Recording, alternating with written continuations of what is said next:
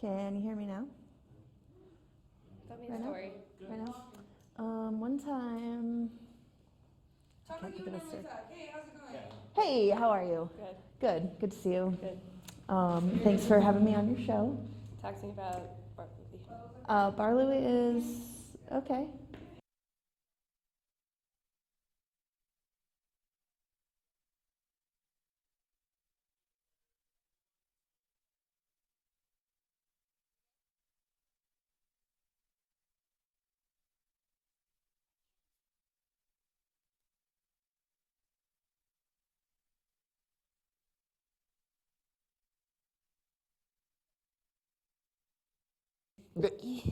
Hey, Ashley, you still have the sounds for like the lead-ins and stuff.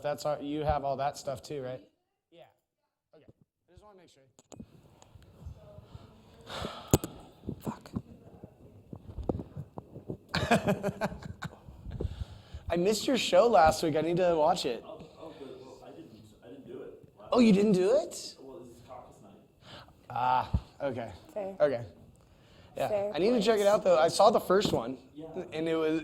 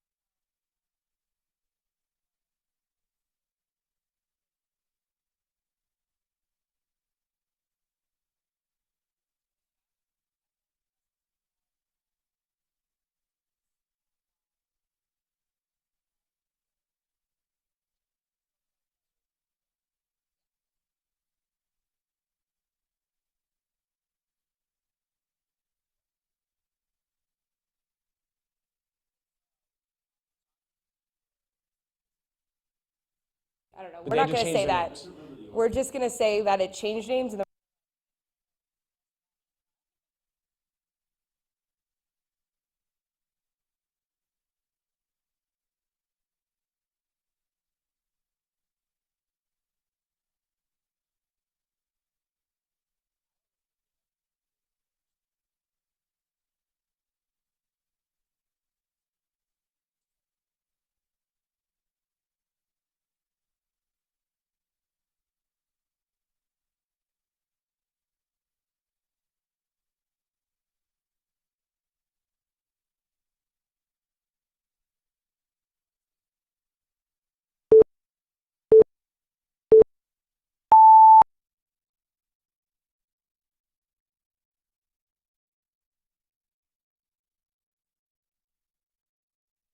Due to language and subject matter, this program is intended for mature audiences. Any opinions expressed on this show do not represent those of the Colorado Media School or its affiliates.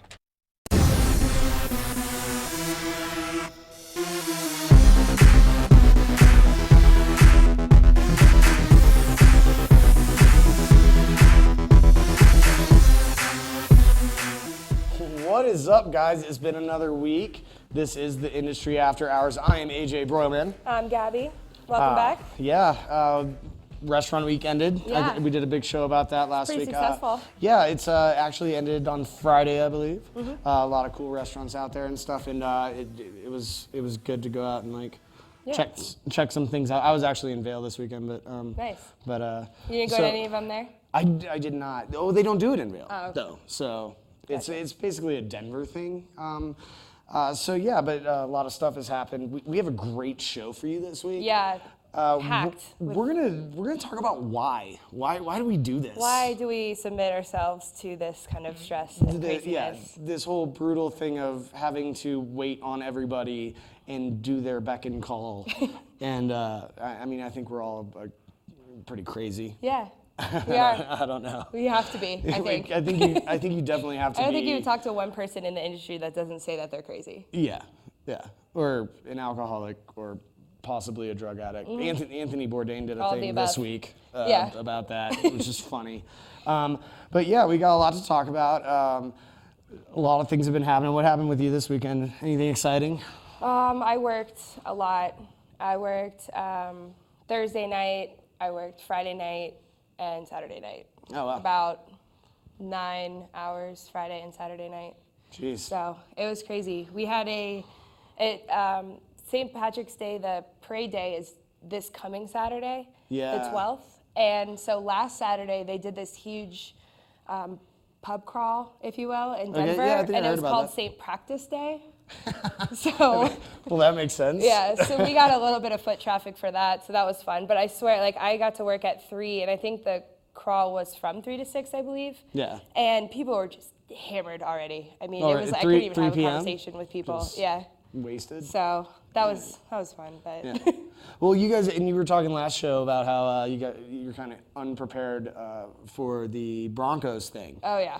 Super. So this one was St. Practice Day. Do you Yeah. think you're a little bit more This was prepared? okay because it wasn't. I don't think it was nearly as busy as that. The next test is going to be parade day Yeah, pretty much. because that is going to be like you're not going to be able to walk. We're going to work like 20 hours, all of us. and Yep. I think we open at 9:30 Jeez. and we stay open And until that's- 2 a.m. So it's going to be madness. That's all of downtown Denver, right? They're like a Oh, lot yeah, of it's restaurants are massive. participating and everything. Yeah, Parade Day, Denver is one of the largest in the country. Oh, sweet. So yeah, for sure. Well, maybe you'll make some money. yeah, That'll be I hope good. so. You're gonna That's be the really plan. tired. I'm gonna be so tired. And probably want to beat people up. Yeah. But Why do we subject ourselves to this? I have no idea. I think the reason why I got into it is because my parents despised it. Mm-hmm. So I was like, well, if you don't like this, I'm gonna do it. That's perfect. Because I remember at one point my mom said to me, like, are you gonna work in a kitchen for the rest of your life? And then I sent her a picture of me with Roy Yamaguchi and Emeril Lagasse, and she was like, oh, so you're actually gonna work in a kitchen for the rest of your life? And I was like, yeah, probably. And I learned some cool stuff and whatnot, and I constantly learn, and it's cool. We have a couple interviews about that as Right. well coming up, but that's a little bit later. I bet it's really challenging But too. it is, and you don't get paid a lot, and Yeah. you have to understand that Yeah. before you get into it. If you think you're gonna go through culinary school, come out and be a celebrity chef, you are sorely mistaken. Like that is not gonna Yeah. happen. Well, it takes time and Yeah. hard work, like anything else does. Yes, totally. But like I think it's so funny because like with the whole like my parents said that to me, like my mom's like, "Are you gonna work in a kitchen for life?" To this day, she still calls me and asks me for recipes during Thanksgiving and Christmas, and I'm like, You're like, yeah, oh, I bet- yeah, see, I bet you're regretting what you said to me earlier. Exactly. Another thing, I'm just going to do this real short, is I have a tattoo right here. It's a knife, and it says Zhe Shiming, which means food is life in Chinese Nice. or Cantonese. And the thing is my grandma taught me that, and that is very endeared to me. We all have to eat to live. You know, I think that Americans have lost the community aspect of food because Yeah, everything is so absolutely. fast food driven. But I think that, I mean, that's very true. Food is life. We should come together and eat a good meal and stuff like that. And if you don't know how to cook, how are you going to do that? you know? Right, absolutely. So there's a lot of passion in it too. Yeah. But I am definitely something crazy for wanting to do it. But why did you get into it? That's a good question. Right. I don't know. Was it I know school? why. I mean, I know technically why I got into it. Why I stayed in it is a different story. Okay. But why I got into it was after I graduated from college. I was playing tennis. I actually played some pro tournaments and stuff. Yeah. And, Was that in Florida or was Yeah, that well, Texas? I went to college in Texas, and then I moved back to Florida to train. My dad was my coach. Wow. And I was training with him in South Florida. And while I was doing that, you can't have a normal job when you're training. I'm training like 4 or 5 hours a day, Yeah. you know, between weights, strength and conditioning, and being on the court. And then traveling for matches, I needed a flexible schedule. So it was really easy for me to get that schedule in the service industry. Yeah, just like, you know, a part-time night job, serving, whatever. And Yeah. but did you ever get into bartending too, or just strictly serving? I bartended a little bit. I started as a server for like 2 years, and then the restaurant I was there for almost 2 years. And after 6 months, I was already training everybody that came in through the door, and kind of like head server, if you will. Yeah. And I talked to them about bartending, and so, you know, the way they were hesitant, A, because I was really good on the floor, and B, because they had the bartenders that they've had for years and years and years. And I knew there wouldn't be a regular schedule, so I was like, hey, listen, how about this? I'll come in on my off hours. You don't have to pay me. Let me just come behind the bar with another bartender and help them out for free. Hey, there Then you I go. learned. So I did that for about a Did you month. get a free drink at the end of the night when you did that? We always got shift drinks. That was the best part about that restaurant. Oh, They there you actually go. did There shift you go. drinks. People don't do that anymore. Right. They should. Well, it's politically incorrect But- these days. Whatever. I disagree. But yeah, so I did that for about a month, and then they started giving me shifts here and there, and things just transpired, and I ended up not working in there anymore. Yeah. And I moved to a new restaurant where we actually were beer and wine only. So all we So poured no our liquor? own. Yeah, there was no real bartender. We had a bar, but it was just beer and wine. The bartenders were the managers, Okay. and whatever a customer ordered, we poured ourselves. So Word. that's mostly everything I've done. Do you think you make more money as a bartender than a server? In general, yes, absolutely. Okay. But you have to listen to everybody's crap. Yeah, but that's the fun part of it. Okay. Like being a server, serving is so different because you're constantly moving. You have to move a lot, and Yeah. especially in a place that doesn't have sections, you're moving across the restaurant like all the time. So it's very rare where you can really have a real conversation with your customers. As a bartender, the radius where you're moving around is really smaller, yeah. I mean, it's basically like an aisle, and you get to talk to them a lot more and have more intimate, in-depth conversations. It's more personable. I've been that guy. And it's fun to meet new people like that, and it is entertaining as Yes, well to hear yes. stories, because there's something about people, they will tell bartenders anything. Yeah, well, And bartenders have everything. the best jokes too, I believe. But I've been that guy. I have definitely talked to bartenders about my ex-girlfriend Yeah. or whatever, or what's As you're going downing on. shots, you know, you're just like, As I'm downing "Give me shots, the another story one." gets worse and worse. Oh yeah, like I caught her doing her dog or whatever. No, that never happened. But yeah, like the stories get worse and worse as you're taking Absolutely. shots. But they're like a therapist. You're and talking that's to the best part them the about whole being a time. bartender is then you can feed them more drinks. But you Yeah. can, I love that you can like really, it's not in a mean way, but it's easy to talk people into more expensive drinks and It really is. get them to try things that they wouldn't. So.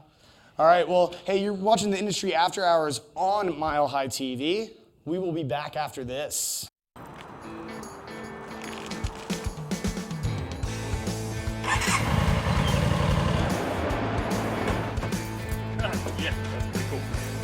This summer, look out for motorcyclists on the road. Every year, motorcycle motor vehicle accidents cause over 4,000 deaths. There are over 183 registered motorcyclists in Colorado on the road. So take an extra second to look, because it could save a life.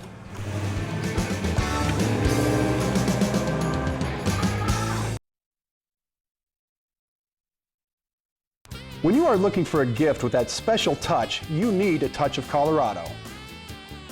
Goods handcrafted by local artisans, which range from edibles to jewelry. Located in Lakewood at Belmar off of West Alaska Drive, our phone number is 303-934-2220.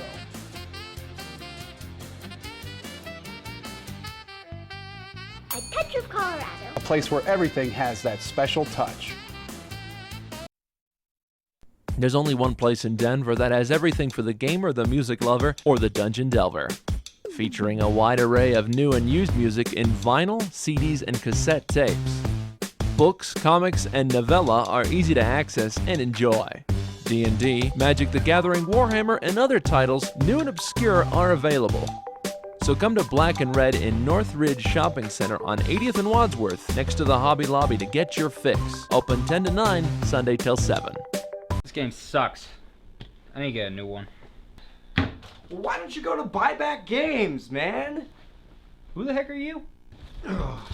At Buyback Games, you can buy a variety of new, used, and even classical video games. They also specialize in on-site system repairs and disc resurfacing.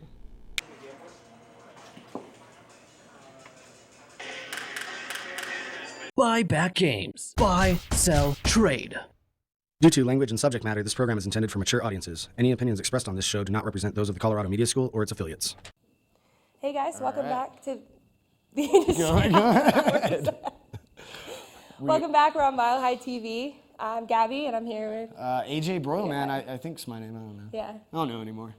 What? It changes. It does. Changes on a daily basis. Yeah. We got some cool stuff happening though. Yeah, we have a really cool interview coming up. I was fortunate enough, one of my best friends' younger brothers went to the Culinary Institute of America. He did, I think you can do an associate and a bachelor's degree there. Yes, yes. He did the bachelor's, so he was there for about 3 years, and he just graduated last year, I believe. What And- city? Because they have them everywhere. Oh, he did it in New York. Okay. Yeah, I think, is that the main? That's the main one, the main campus, so. But they have them in Chicago. Yeah, so it was really cool, and I wanted to talk to him about his experience and whether he thought it was a good idea or a bad idea, and whether it's helped him in his career so far. So Okay. here it is. Yeah. Can't wait to hear it. What made you decide to go to the CIA? When I was in high school, I worked for a guy who had graduated from there 15 or 20 years ago. I kind of expressed to him that I thought I wanted to cook as a career, and he told me that if I was going to do that, the CIA was basically the best choice. Nonetheless, go to school first and, do it right from the beginning was kind of the thought that he put in my head. So. How do you feel the school prepared you to actually be in a kitchen? Pretty well. I mean, it was pretty intensive, always hands-on. And even coming out of the bachelor's degree program, the topics that we discussed in class and used as learning tools were all pretty much spot on with what's going on outside in the industry today. Do you feel like you got a lot of experience working in kitchens and high pressure levels during school? When you are starting to wrap up the end of the program, you work through 2 restaurants, a fine casual restaurant and then a little bit more of an elevated fine dining restaurant. And basically you work 3 weeks as a back of house employee and 3 weeks as a front of house employee in both restaurants. So that gives you a pretty good look, honestly. So where are you now, and where do you see your career going? Well, I was recently an executive chef at a small Italian restaurant in New York, which I left all of that to move down to Charleston, South Carolina, which is where I am now. And I'm just trying to gain as much experience as I can, hoping to one day open my own restaurant. Was it difficult for you to keep up with school while working in the industry? It was a couple of times. I maintained a 45 to 60 hour a week job for all of the 3 years that I was in school. But I was able to balance it out pretty well. All my professors and everything were all pretty understanding as far as that goes. They know how it is to be in the industry and struggle a little bit with the money for the school and everything like that. So overall, do you think culinary school was a good decision? Would you recommend it to people who are aspiring to be chefs? Oh, I definitely would. I think it was the best decision I could have possibly made. It sent me to Europe for 3 weeks, sent me to New Orleans for 6 months. That's awesome. And so on. So really all around was a great experience. I would totally recommend it to anybody. Just for the longevity, if you set yourself up, it's a little bit of a struggle in the beginning, money-wise and everything, but in the long run, it'll pay off. Would you say financially that was probably just the hardest thing to handle? Yeah, really that's probably everybody's biggest caveat towards any higher education is that it's expensive as That kind of sucks, but if you can find a way, work through it, take some student loans, in the end it'll pay off. Absolutely. It gives you a little bit more opportunity for growth. Yeah. Well, hey, thanks so much for talking to me and giving your point of view. Really appreciate it. Yeah, no problem. Thanks. Yeah, so that was Daniel. It was great to hear from him. Yeah. Yeah, that was really interesting, and he made a lot of good points. Yeah, definitely. I have a different outlook on it a little Yeah, bit. you're not. I know you're not super supportive of culinary schools in general. I think if you go in there and you take what you need out of it, yes, you can be successful. I think Le Cordon Bleu had a little bit worse history than the CIA. CIA is more of a renowned and.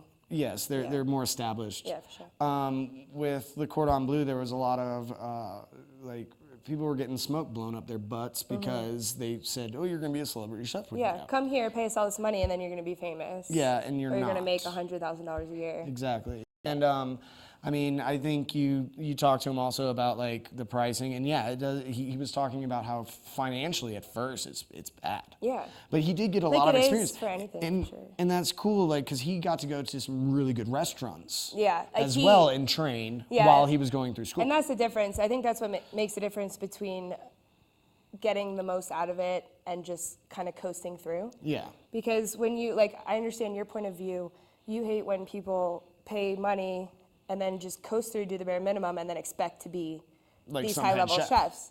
And But I've for worked him- for some. Yeah, for him, what makes him so great and why he's so successful right now is because, like he said, he's working between 45 and 60 hours a week on top of school at a restaurant behind the line. And you have to do that. Like, and the way I came out, I didn't go to school. I did not go to culinary school, but I did have and sous chefs that handed me books and let me come in early. and, like, mentored you. And that's the thing, like my culinary school literally happened in Austin, but I was working at a restaurant, and I actually had some good chefs that taught me, brought And I me feel in like on you my got off really time. fortunate. You I were w- I fortunate. was. That's not always going to happen. Because I didn't have to pay for it. Right. But and not everybody can do that. That's not how it always works. I also do believe that when you go to culinary school, it is two completely different things from learning how to make a certain dish and then doing it 200 times in one night. Right, I totally agree. It's just a little bit different. Yeah, So absolutely. I agree with what he's saying, and that was a great interview. He put a very good perspective on it. Yeah, definitely. I mean, it's super tough to work that much and go to school at the same time. We're going to be talking about this concept later toward the end of the show. Yeah. Anyway, and on top of it, like he was just putting in everything he could, and he got to so cool. He got to go to Italy for 3 weeks, Which is awesome. because of the school, and then he got to do an externship on Bourbon Street in New Orleans for 6 months. Like, that's crazy. That's so cool. You I can't. just think like a lot of chefs these days are getting out of high school. Right. Like, because he was out of high school. But Yeah. they're going in and they're like, oh, I can just go to school for like 2 years and come out and, oh, I'm a master chef. No. Right. You can't do that. He took the experience side of it. He Yeah, went to absolutely. school and had the experience, which is very important. Yeah, that's what you have to do. I do you want to do a little social media shout out? Sure. We have some social media happening. We have a Facebook page. It's the Industry After Hours. You can find us there. We are on Mile High TV. This is a Colorado media school run. Student program. run. Yeah, it's awesome. Yeah. So it's great, which is sometimes why it sucks, but Yeah. it's actually really cool because it's learning. Yeah, we also have Twitter. You can tweet us at Industry After. Yep. And a new Instagram page, The Industry After Hours. Yep. And our And, new website. Our website is theindustryafterhours.wordpress.com. Yeah. So you can check us out on all that stuff. Send us an email. Let us know what you think about what we're talking about. Is any of this relevant to you? Why do you work in the industry? Yeah. That's what we want to know. Absolutely. So we'll be back here in a few. Yeah. So thanks for watching. We'll be back in a few minutes, and we'll see you after this.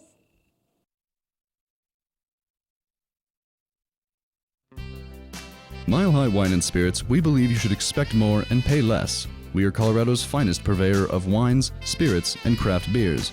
Mile High makes any occasion special, from backyard barbecues to a memorable dinner party. We have the finest selection of craft beers and international wines. At Mile High Wine and Spirits, we believe in providing the finest products at the lowest prices every day. Located here in Lakewood in the heart of the Belmar Shopping Center. Mile High Wine and Spirits. Expect more.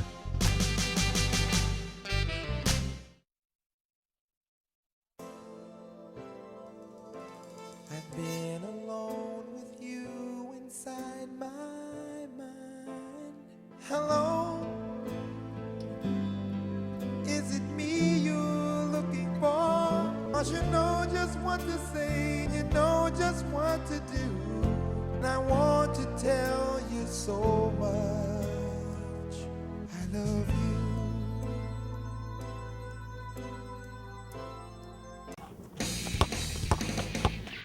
hang out, man. I need something to drink.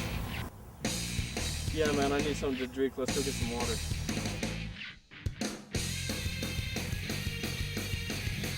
Go Fast isn't just an energy drink, it's a lifestyle. And no other company does extreme like Go Fast, even if it's a game of one-on-one.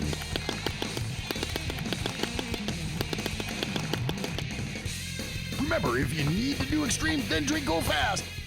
Inamax, America's finest sleep product since 1975. Inamax provides what you need most, a great night's rest. Sleep is essential to good health. With over 1,200 products to choose from, Inamax has it all. From air, water, coil, memory cell, latex, and even RV mattresses, Inamax is your one-stop shop for all your bedroom needs. So don't delay. Stop in today to one of our showrooms in Denver or Loveland. Inamax. Rest assured. Due to language and subject matter, this program is intended for mature audiences. Any opinions expressed on this show do not represent those of the Colorado Media School or its affiliates. Hey guys, welcome back to the Industry After Hours. How about that Dorito commercial? I want Doritos now and somehow to go faster. Yeah. I don't know. Pretty fantastic. Anyway, we're on Mile High TV. I'm Gabby. I'm AJ Broilman. We have another interview coming up. We do have another interview coming up. So that last one was about getting out of high school and going to culinary school. This next one is a fellow who's my age, so later 30s. I know I don't look it. You want to talk about it? But he was an accountant or a sales rep for a while. Okay. And he went to the Le Cordon Bleu in Portland. And we have a little bit about him. His name's Joe, and we're going to listen to that here in a sec. Sweet. I'm Joe Weddick, live in Portland, Oregon, and I've been cooking for 5 years, 37 years old. You're the same age as me. Yeah, yeah. What was the point, like, when you were like, hey, I'm going to go to culinary school? How did that happen? It's a tough decision. I actually did sales and marketing for about a decade beforehand. I had my undergraduate degree. Kind of a rough start. I graduated December 2001, right after September 11th, so there was no sales and marketing jobs really, because everybody was laying people off because they didn't know what was going on. So I was making pretty good money. I was working for a real estate firm. I was making, 40 grand, 45 grand. I had all the perks. What I started to realize is, you work for a corporation, like any really big corporation, they give you money to take your time. So you're constantly available. You're constantly being kind of worked extra hours, take stuff home with you, whatever you got to do to get the job done because you're getting paid so much money. I found myself unemployed again, and so I was like, really, what do you want to do? I've always had this theory, you always do something you enjoy and something that's going to teach you something, because the worst thing is to go to a job and not like what you're doing. You're going to spend the rest of your life doing the same thing it takes you a week to learn. So part of the mystery behind culinary school was like, okay, you're going to go for making 40, 50 grand a year or marketing yourself to be making that much money. You've got 10 years of experience behind it, and it's like, what do you really want to be doing with your time every day, So I kind of toyed with the idea. I went to Le Cordon Bleu. This was in 2011. I was unemployed for about 10 months. I was kind of going through the routine. I think I was just looking for something different. I crunched the numbers. It cost me like 20 grand to go to culinary school. I was like, well, at the end of the day, if I hate working in the industry, at least I'll know how to cook for myself better. And I think a lot of that stems from my mom. She grew up cooking for me. There's a lot of, childhood experiences that you get with food. There's a big difference, and this working in the industry. There's a huge difference between working at home and working in the kitchen. Like, it's night and day, And so that's something that I had to expose myself to and learn a lot about, and I'm still learning a lot. I was going to making half as much as that I was making, Your entry level, to work in a kitchen or a restaurant, I've told you this before, a monkey can do what we do. You can train a monkey to do what we do, but to really get your head into it and really enjoy it is to make a career out of it is a different challenge. So, I think he brought up some good points. Definitely. Number one, transitioning from going from sales at, I mean, like he was like So 30, different. Yeah. 32. Right. And then going to It's this a big kitchen. career change. And he even mentioned, he's like, I'm going to make half Yeah. of he what knew. I'm normally making. And he knew that. He knew that going into it. And I think that's an aspect too, like, which is another thing that I try to ask myself, why do I do this all the time? Yeah. But that's something, like if you love to cook. And he brought up some good points about how, you know, his mom was cooking for him as a kid. Yeah, and totally. I think like when you're like,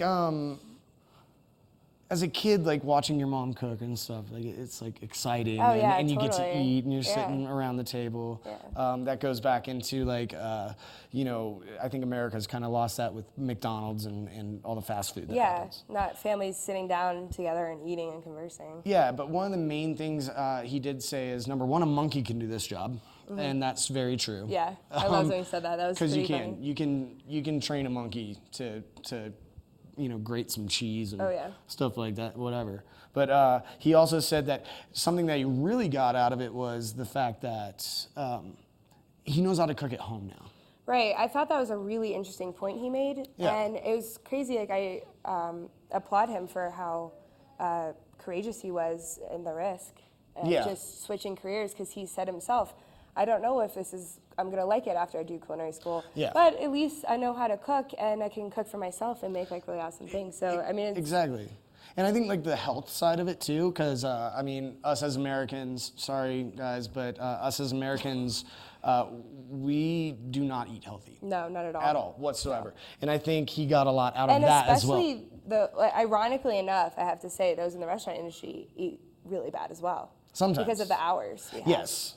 Yeah, I think Like the days that I work such odd hours. It's like so hard for me to eat. Yeah. And if I do, it's like if I'm at work eating, I'm standing up, shoveling food as fast as I can, like for a minute. You know, Yeah. it's like it's tough. it's usually like loaded fries or something like that. It's hard, yeah. Or like an and just something that's appetizer gonna or fill you up. And Yeah. and yeah, it is hard. But I will tell you this: when I do cook at home, I cook ultra healthy.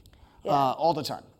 Like I did a dish the other day. It was scallops, pan-seared scallops with a cilantro risotto, some nice peas and veggies to go with that, and a nice little beurre blanc. The only thing that was unhealthy on that dish was the beurre blanc because it is made of butter.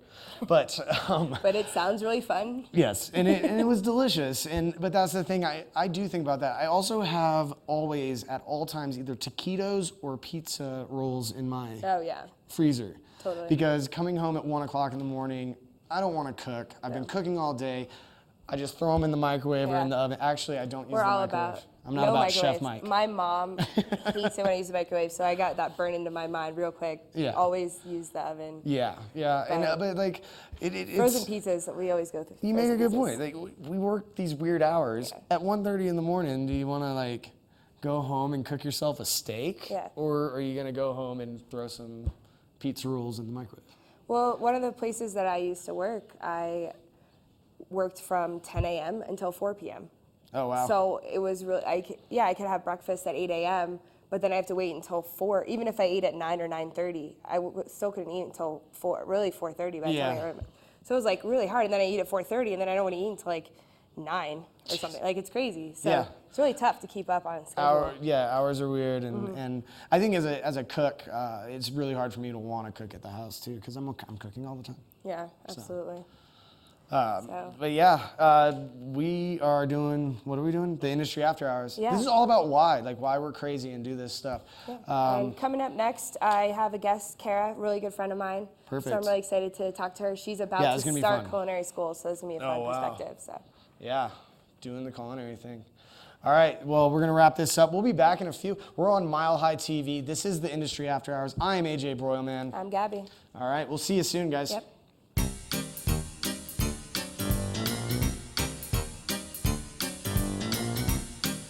Have you ever been in this situation? Oh, poo!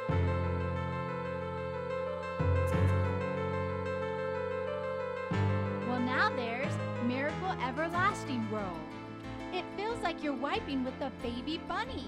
You can avoid another messy situation with Miracle Everlasting Roll. Come as you are and join us at the Mosaic Church in Inglewood. Whether you're interested in an adult ministry or Inglewood's first youth center, Mosaic Church has something for everyone. It's very welcoming, it's very open, nobody is turned down here.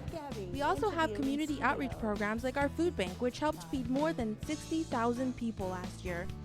It's a very special place to Inglewood too. It's a very community-driven organization. Mosaic Church, a place for all, a place for grace. At Peak Beverage, you can expect a professional and courteous staff, eager to provide you with an exceptional custom package event. With a large selection of fine wines, local beers, and a wide variety of spirits, you'll be able to host any event or party with little effort at all. Peak Beverage is a green company, recycling all products brought to your event location. Visit our website, peakbev.com. Peak Beverage, bringing you the party you want. And cut. Hey, did you remember those Doritos from my Super Bowl party tonight? Oh, yeah. They're in my car.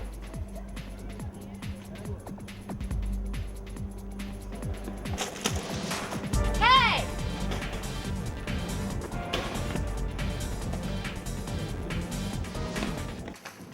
Breaking news, Doritos stolen. High-speed foot chase through Belmont now. See you at the party. Doritos! Due to language and subject matter, this program is intended for mature audiences. Any opinions expressed on this show do not represent those of the Colorado Media School or its affiliates. Hey guys, welcome back to Mile High TV. This is the Industry After Hours. I'm Gabby, here with my guest. I'm Kara. Yeah. So I'm so glad you came in. Thanks so much for coming in. Thanks for having me. Yeah. So basically this whole show we wanted to talk about the contrast between going to school and working at the same time, and especially going to culinary schools. You just told me this weekend, I don't know how long ago you decided, but that you enrolled officially into a culinary school. I did. I've been thinking about it for a long time, and I decided, why not? Yeah. I might as well. I'm not getting any younger. So tell me a little bit about your background in the industry. Like how long have you been working? Because it's been mostly front of the house. Right? Mostly, yeah. I started in restaurants 17 years ago. Okay. Mostly front of house, serving, bartending for the last 10 years. Mm-hmm. I've done some back of house cooking and line cook stuff, but mostly front of house. Yeah. And how do you enjoy it? Is part of the reason because you're over it or because you're sick of it? No, I still love being in the front of the house, Yeah. but my passion is more cooking. Like I love to cook for people, What even kind if of it's foods just do you love cooking the most? What cuisine do you think you might want to get into? probably Italian, because that's what my family is. Right. Yeah, so the school I'm going to is French and Italian cuisine. Okay, great. Based mostly in that. So Nice, yeah. Italian. I love Italian because even though like you think, okay, it's just like it can be simple if you just think about like spaghetti, meatballs, and stuff like that. Like there's so much that you can do with it, and then you can make your own. And I just love it. There's so many different ingredients you can use. Yeah, it's amazing. It's definitely my favorite. Yeah, Yeah. absolutely. Yeah. That's great. So,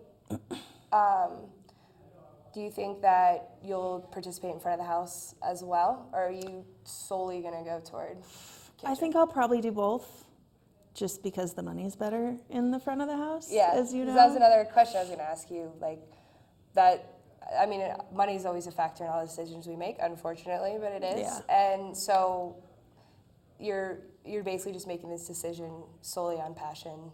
Yeah. And that's great. Like, totally applaud you for it. That's exactly what you should do. That's Mhm. why I'm here doing this show. I'm really enjoying broadcasting and being on air and stuff like that. Yeah. So it's awesome. But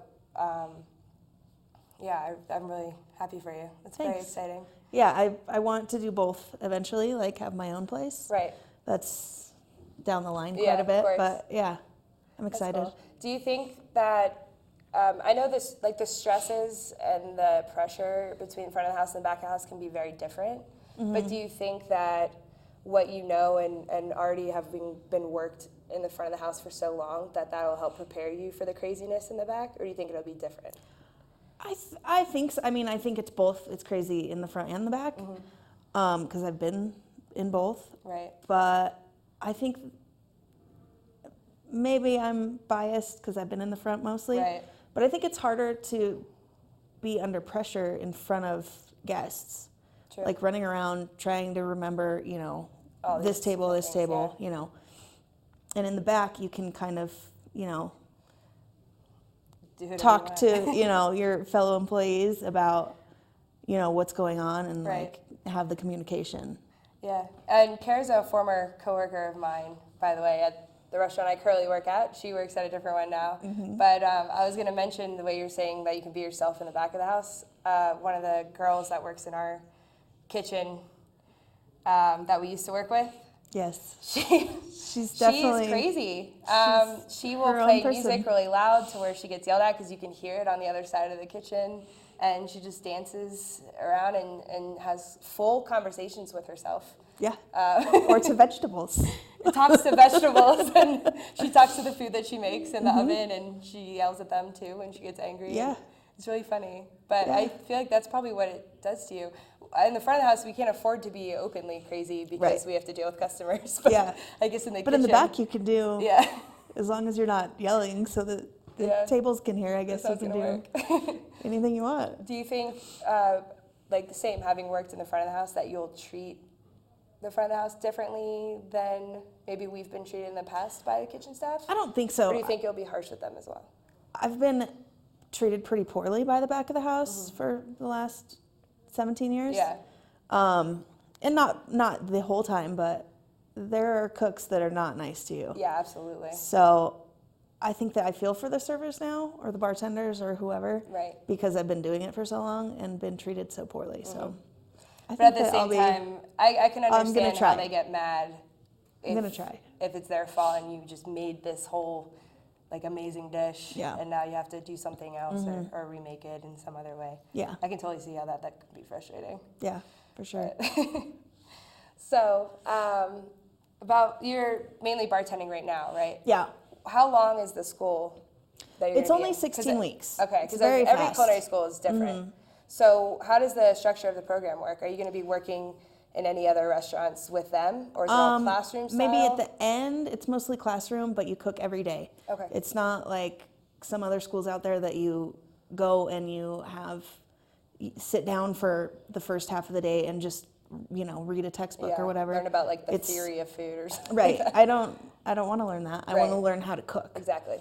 So yeah, that's why I'm going there. That's good. Are you 'Cause going to it's- continue to work in the Yeah. industry while you're doing these 16 weeks? You continue to work Yeah. at your job? Which is going to be different because it's either 6:30 or 7:30 in the morning until 3:30. Oh, wow. Okay. Yeah. And then you'll be working at night. Yeah. So you're going to be long days. Very long days. Is it, how many days a week is it? It's 5 days a week. Okay, yeah. So you're going to learn. I'm gonna be like, tired. That's what I'm doing right now. I'm working a lot and Yeah. going to school full time too. And it's a challenge. It's tough, and you get really tired. Yeah. And ironically, I feel like I'm drinking more, which I probably don't have time to do. No, But that's probably not. happening. Yeah, I probably will too. It's like more of a denial thing than anything. I'm Yeah. like, oh, I have to wake up in 5 hours. I don't care. I'm going to go drink for 3. Like, Yeah, for sure. So it happens, but it's going to be fun, and you're going to learn really Yeah, I'm easily. really Like, excited. It's tough to go between the two, but Mhm. it's gonna be worth it. Yeah, I've 'Cause heard then really you'll- good Yeah, end you'll be able to go stories, through this, so. and it's gonna be so much fun. Yeah. I'm excited for you. Thanks. And I'm gonna have you cook me Italian food soon. I absolutely will. All right, awesome. Well, this is Kara again. She'll be on next segment, coming back with AJ and another guest, Joey. He's been on the last couple of weeks. He's not really a guest anymore, but he'll be back, and we'll see you after this. Tease Hair Salon in beautiful downtown Littleton has the product, skill, and passion to make you look and feel like a star. As a Paul Mitchell focus salon, our stylists receive ongoing training to stay on the cutting edge with today's hottest styles. From everyday to formal, we can help you achieve that perfect look. Pamper yourself with our first-class nail services. Tease Hair Salon. Let us help you find the perfect look.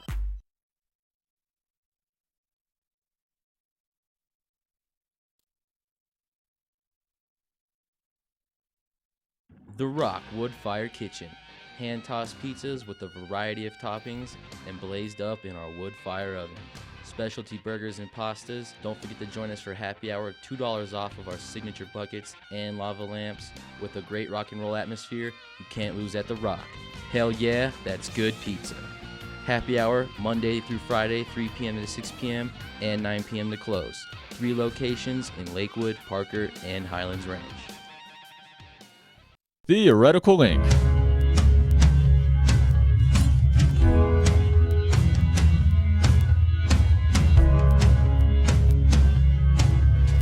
All right, you guys ready to go?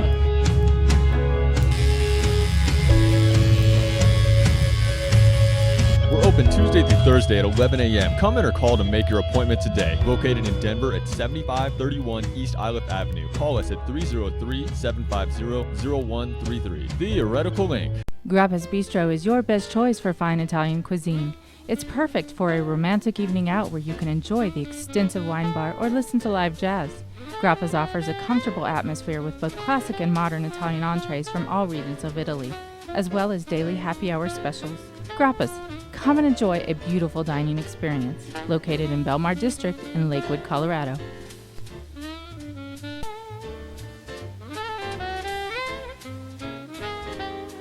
Due to language and subject matter, this program is intended for mature audiences. Any opinions expressed on this show do not represent those of the Colorado Media School or its affiliates. All right, man. I'm AJ Broyle, man. We're back at the Industry After Hours on Mile High TV. I'm here with Joey. You're one of my favorite guys ever. Kids say the same about you. So we have some stuff to talk about. What did we just watch? I have no idea. That grappa, that's what you say, grappa? Grappa? Like, that food doesn't look, that's not going to make me go run and eat there. Yeah, it doesn't look very appealing. They could pick kinda up looks like better. you just slap it on the plate. They could pick something better. But it doesn't mean that it doesn't taste good. I mean, I'd probably never listen eaten to there, it. so No. I can't say it's horrible. But if you're going to promote your store, You might need want to something- take. You might want to take better pictures Presentation of is your. key. Yes, It's key. Well, you know what they say is 90% of food is your eyes. That's true. So if it doesn't look good, And you're speaking probably of not going to put it in food, your mouth. Do you know what I have a craving for right now more than anything? Is mac and cheese. Mac I and really cheese? want some mac and cheese right now. Funny thing about mac and cheese, Kraft did their mac and cheese. They changed their recipe and they didn't tell anybody about it. Really? So basically, they did like a countrywide blind taste test. It's kind of funny, and but basically what they did, they actually made it a lot better. They took out like yellow number 5, yellow number 6, so those aren't in the powder or whatever. that's interesting. But they use paprika and turmeric to keep that color up. But basically, they got some like iffy kind of things from their consumers when they said that they were going to do it. So instead, they just put it on the shelves and didn't tell anybody about it, and nobody said anything. I have like a lot of old mac and cheese boxes still.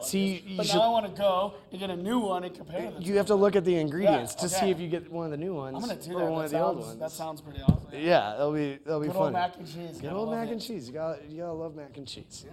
All right, so we're on this theme about why we work in this industry. I still don't have I don't think I have a reason why. What's your reasoning? I feel like I have a lot of reasons. Okay. I've been in the industry for about 8 years now. Yeah.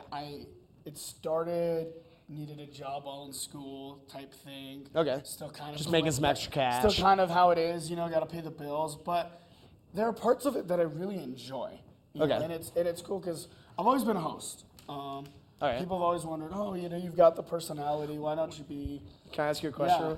Do people look at your butt while you're taking them to the table? I've always wondered that. And you know what's really funny is when I'm getting ready, I'm checking everywhere to make sure that I don't have a stain here, how things are. And even I want to make sure my shirt is tucked in correctly. Of course. Because I'm are they going to be staring at that? Well, you're the first person they see. But I do think the one thing though is because I'm short. I'm okay, maybe they won't because they got to look really down if they're going to do that. But that's funny that you bring that up because I totally check myself everywhere because of that. Well, you have a nice butt. I'm just going to put it out there. Well, I appreciate that. I really haven't looked at yours like you're tell you about yours. Well, all right. What are your other reasons? So going back to being the host is that people have always asked me, well, why you've been in the industry so long? Why have you tried serving? Why have you tried, working your way up? And I like to host because you're the one in charge. You have the power. You know, I love telling people, well, no, we're on a 45-minute wait right now, or, you know, oh yeah, you get to sit there. You know, I love that power. And I do feel like a lot of times I think that people not in the industry don't understand that hosts are very underappreciated. Like you're really like the general on the floor because you get to see everything, you understand what's happening. Yep. And that part I really like. Plus I just love talking with people. Yeah, and you also like, you're basically the person who's going to set the flow of the evening for that night. How you seat the tables, where you seat them, who gets what server, stuff like that. And I think that's really important. If you have a bad host or hostess, you know, like it can really screw your night. Exactly. Well, and I like that you're the first and last person because I mean, everybody wants to see this, you know, Well, first and last. That's you true. know? But also the other part of it is you really develop thick skin.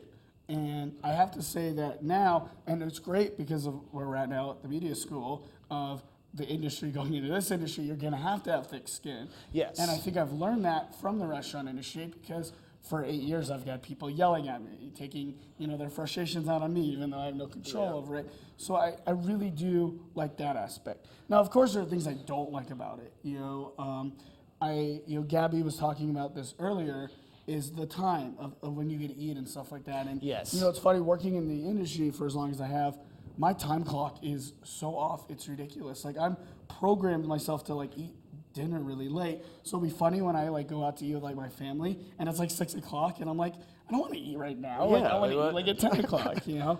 And the other thing is it's really hard for me to fall asleep early because of just the long hours. So that throws it off a bit. I think that's kind of like that's a big thing is like the time. We stay up late. We get up late. Yep. It was really hard for me to start coming to school here at Colorado Media School at 9:30 in the morning because I'm used to getting up at 1 and going to work at 2. Yep. I don't get off till 1, 2 o'clock in the morning. And then I go home and eat. I usually wait for my food to settle before I go to sleep because it's bad to eat and then go straight to sleep. So that's really hard. And it's hard to have a relationship with somebody if you are in a relationship with somebody. It's really hard. They have to understand that as well because it's really hard to, you know, if somebody works a 9 to 5 and I'm getting off at 2 a.m., like, of course they're not going to be awake. You know, so I think it's really hard to like juggle relationships as well. We won't talk about my luck with the ladies this time. So that I can't exactly. But you have this great. But I get you have the it. great butt. Like, Thanks. come on. I appreciate that. But I do. It is difficult, and it's funny that you say that because it is a struggle to be here at 9:30. There are times where, especially if you work the night before, you get off or late. And I'm the type of person. I'm sure you're like this. You get off work, you just can't go home and go to sleep. Yeah. I don't think anybody can do that. No, because you're amped up. You have to wind down, and so then it takes them a couple hours. Yeah, it is hard, but such is the life of the restaurant industry. Yeah, totally. So, but that's like just one of the downfalls. The other thing is I read this article the other day, and it says that there's like 12 things you need to know if you're dating a chef. But one of the things is if you share a laundry basket, you have to understand that all your clothes are going to smell like grease and garlic and onions, basically. And it's true. It's true. Well, it's funny you say that too. Do you ever notice that? Does your car ever smell of the restaurant where you're working at? Yes. Like, always. I'm like, always. I know when I'm working because I've just worked because my car smells of It's that funny. place. And then you get in your car and you're hungry all of a sudden. Oh, yeah. Or you're like, really, you still smell of this place? Man, why does this smell like salmon? Oh. Right? That's so funny. It is funny. Yeah. All right, well, we're rolling out here. We're going to go to a commercial break here in a minute. This is the Industry After Hours. I want to do a little social media shout out. We have a Facebook page. It's the Industry After Hours on Facebook. We have a website, theindustryafterhours.wordpress.com. You can tweet us at Industry After. We'll see you after this break. Toy Auto Masters, giving you honest service for over 20 years. Our friendly and helpful staff offer regularly scheduled maintenance, engine repair, and more. Award-winning service from certified technicians and free shuttles. We'll have your Toyota, Acura, Honda, or Lexus back on the road. I'm Dave Watson. I founded Toy Auto Masters in 1995. 47,000 vehicles later, you can be assured we'll take care of your vehicle too. Call or click today for service you deserve by people you can trust.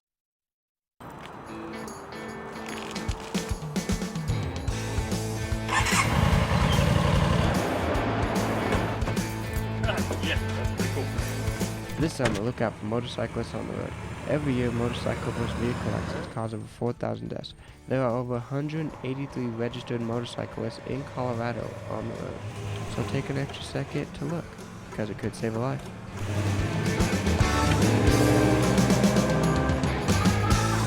When you are looking for a gift with that special touch, you need a touch of Colorado. Goods handcrafted by local artisans, which range from edibles to jewelry. Located in Lakewood at Belmar off of West Alaska Drive. Our phone number is 303-934-2220.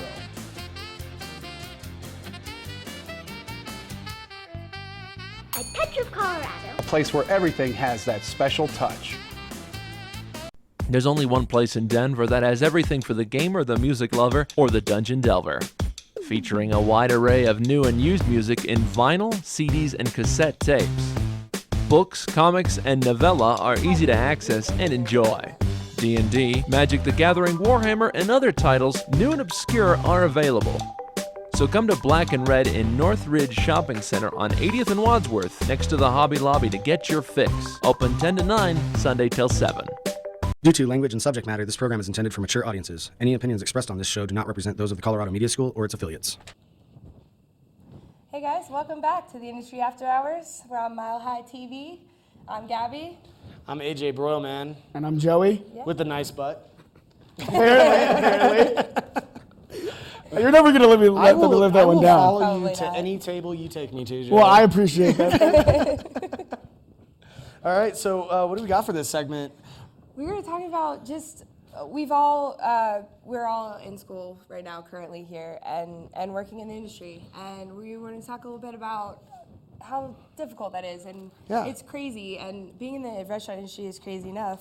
Add like 30 hours of school a week to that, Yeah. Even more maybe. And we were kind of getting on that at the end of the last segment, Yeah. and it's rough. It is rough. It's And trying. I've learned, and I feel like it's going to cost me when I'm older, but I've learned to I feel like I've learned to survive on just a few hours of sleep. Yeah. And like I'm I'm the same. okay right now, but as I say that, I'm like, well, I'm also in my late 20s, so I can do that right now. Right. How's that gonna affect me a few years from now? Yeah, exactly. But I think that's the key to it, is you have to learn to survive on a little sleep and just balance. Yeah, you have to Yeah. put your head down and actually work. I truly believe that anything you want to do in your life, whether it is in restaurants or in media, like what we're doing right now, learning, if you put your head down and just do it, that's how you're going to succeed.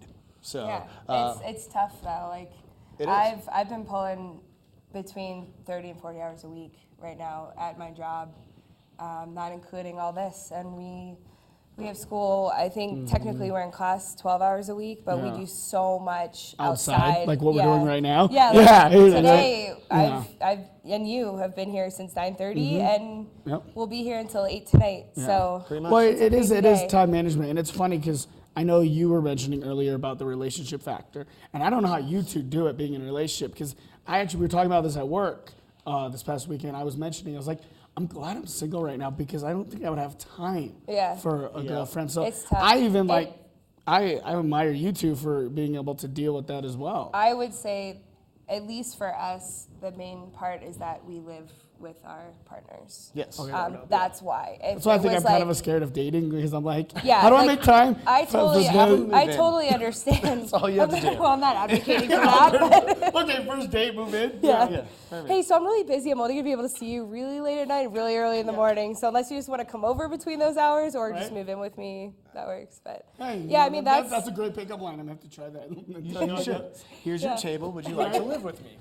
That's what you do. That's how you. Right, that's, exactly. That's how you get Yeah. the girls. All right, Exactly. I'm gonna try that and report back.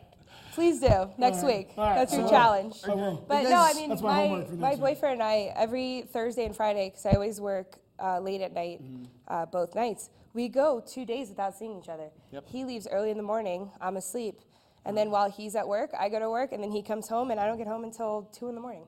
Yep. So 2 days every week, we don't even see each other. We're asleep. Well, So here you it's go. crazy. It definitely is. I think one way people deal with working in the industry and juggling relationships and school and all that good stuff is drinking. Yeah, absolutely. And just recently, what was it? A guy was talking about drink more rye whiskey. You were Yeah. reading that article, right? Yeah. So what was he all talking about in that? Like just Just drink more whiskey? Yeah, I mean, I guess, well, whiskey in general is fairly popular, but they're saying that rye whiskey doesn't have as good of a reputation. It was called like the bastard drink or something like that. Okay. I think.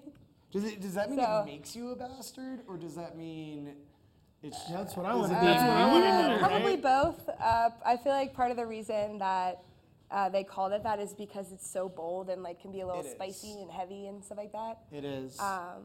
But yeah, you have a cocktail involving rye whiskey. I don't do. you? Yeah, it's actually the famous New York City restaurant Milk and Honey. Okay. Bar. Yeah. Super famous, amazing. They created this drink. Okay. And it's rye whiskey. Yeah, it was about like maybe 8 to 10 years ago they created it, and it's called the Greenpoint cocktail. Okay. And it's really like fancy and really nice, but basically you use 2 ounces of rye whiskey. I really like Bullet Rye, that's my favorite, but that's really popular here as well. That's why I tell everyone to get in their drink if they want rye. Bullet's great. It's pretty good. And then you do a 1/2 ounce of sweet vermouth and a 1/2 ounce of yellow chartreuse, and a dash of orange bitters and a dash of Angostura bitters. So. That sounds really good, actually. Yeah. I kind of want to.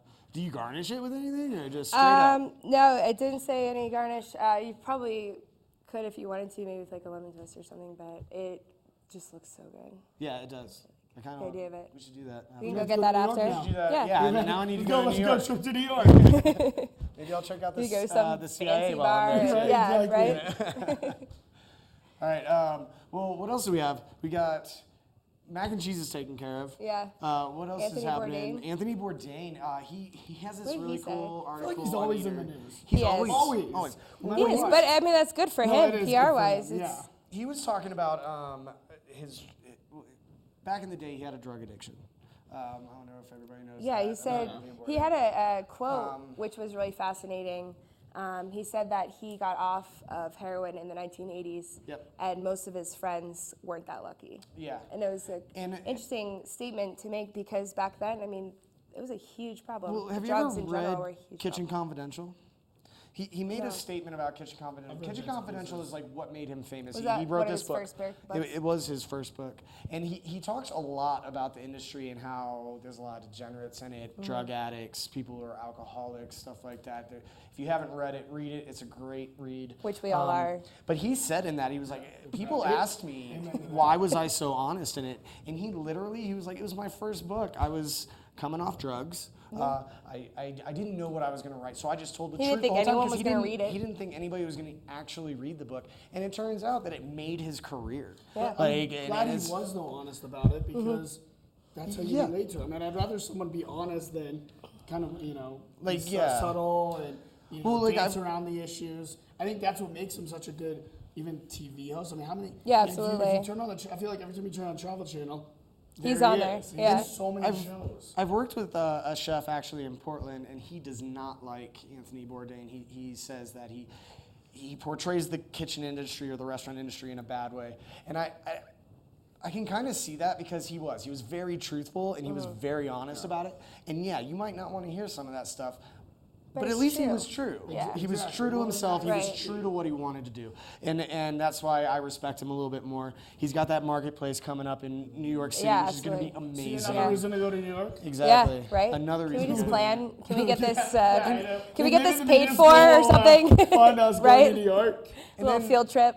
I got one other little thing with you, Joey. Yeah. So I heard we can't call it Pinche Tacos anymore? Not officially. I mean, in the building, like with us. we But you can't, still yeah. call it that. We had to change our names from Pinches to Tacos Tequila Whiskey. Okay. Which, let me tell you, that is not as fun to say on the phone when you answer the phone. Say that 5 times fast. Well, and then we have to add in the Highlands because there's another 'Cause one. there's- yeah, there's So it's a- like okay. saying Tacos Tequila Whiskey in the Highlands, you're like, you have to Yeah. actually think. Yeah. And it's hard because you're thinking. It's hard to think, guys. It It's is. We'll hard. get into them in a moment. But yeah, we What did was have the to change reason? it. So we were threatened to be sued by another Pinche Tacos in Los Angeles.